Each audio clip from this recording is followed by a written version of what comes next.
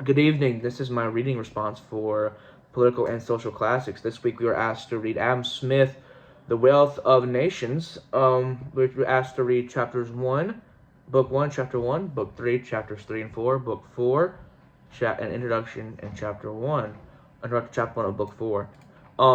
What this work is, it is a work of political economy. Smith is analyzing how wealth is produced, distributed, and expanded within nations.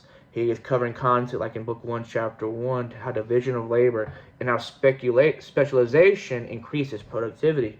Book 3 is talking about historical development of economies, how agriculture, trade, and industry evolves. Book 4 is a critique on mercantilism, introduction to natural liberty, free markets, and the invisible hands, what he calls it. It was written in 1776. What a year. During the rise of industrial capitalism, analytical, empirical, philosophical in tone. It is analytical, empirical, moral, and philosophical in tone. Again, not a big fan of empiricalism, but nonetheless. His focus really is ask political and economic questions about how societies grow wealth and how labor functions, and how policies create prosperity. Type of questions that are being considered in this work is what causes national wealth? What role does government play in wealth? And what obligations do individuals and nations have towards each other? How have economies changed over time? His major arguments are division of labor dramatically increases productivity, free markets allocate resources better than centralized planning, mercantilism fails because it mistakes gold accumulation for real wealth, and individuals pursuing their interests unintentionally benefits society, what he calls the invisible hand. Historical examples he uses are Rome, feudal Europe, early industry. He uses logical reasoning about incentives, and then some empirical observations of factories, farms, market, and is also moral philosophy is grounded in human nature, sympathy, and self-interest.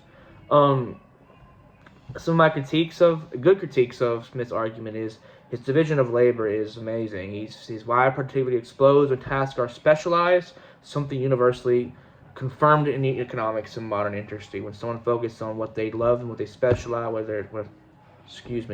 when productivity is better, when tasks are specialized, when I alone am doing something that I enjoy and something that I want to do and I'm good at, and I am specialized in that task.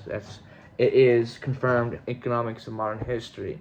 His critique of mercantilism was historically needed. We needed it. Smith correctly opposes how protectionism and gold hoarding distort markets and harm consumers.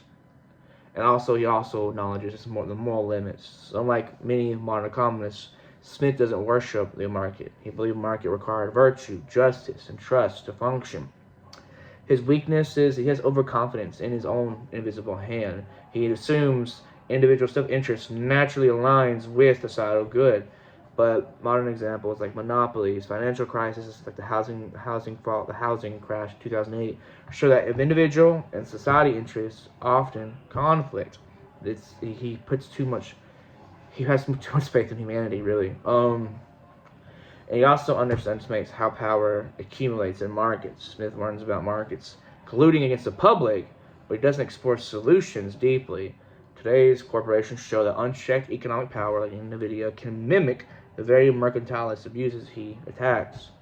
Of course, he has always, as this man does, as Adam Smith does, like John Smith, he believes people generally act in predictable, rational ways that can be guided by sympathy. But that's not true. Human beings are born in sin. They're greedy. Human markets often incentivize greed, exploitation, short-term thinking that erodes moral foundations that Smith is hoping for. Again, just too much hope in humanity. He forgets that man is depraved. But Smith acknowledges, but underplays the danger that workers that become mentally dull and alienated when reduced to repetitive tasks.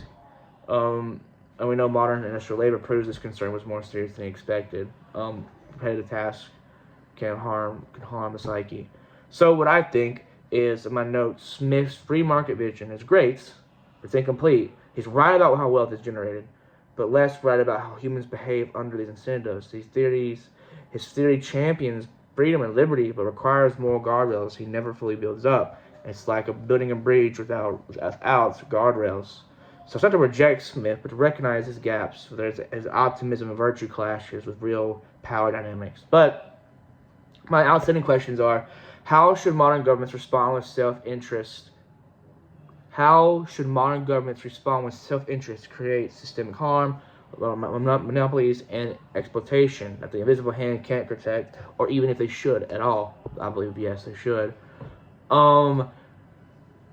Does Smith's critique of mercantilism apply to today's protectionist movements and global trade disputes, or are modern conditions fundamentally different? Thank you.